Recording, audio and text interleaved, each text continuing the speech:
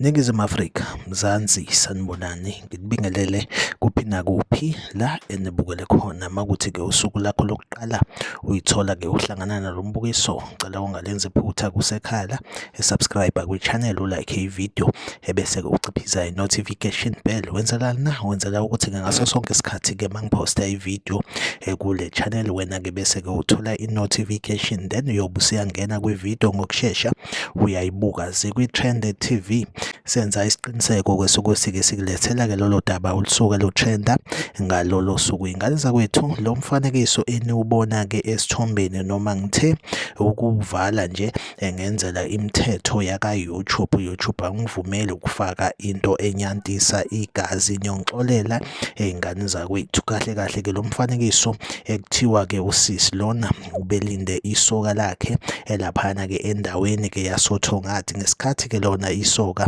elisayothenga esitolo, uthe usisi-ke esamele kanjalo kwadlula indoda yacela-ke ukulala naye, phecelezi becela nje ukuya naye ocansini. Kushuthi-ke usisi-ke lo wanqaba-ke. Le ndoda-ke ibe isikhipha ummese gwaza intombazane kabuhlungu ngale ndlela, kwaphuma amathumbu engaphandle. Ngenhlanhla-ke bekukhona-ke i-security laka-RUSA Action Unit South Africa beliseduze-ke lamsukela-ke laze lambamba, waboshwa-ke umlisi. Boyfriend yona-ke ithe mayiphuma-ke esitolo lo wesifazane-ke ube eselimele, kanti-ke le ndoda-ke le ekwaze usisi kuthiwa-ke isanda kuphuma ejele, then-ke usisi ube esethunyelwa-ke esibhedlela ukuthola-ke ukuthi-ke alapheke. Ngenhlanhla-ke amathumbu awazange asike, kube ukudabuka nje kwesisu, amathumbu aphumela ngaphandle, kodwa-ke wona akazange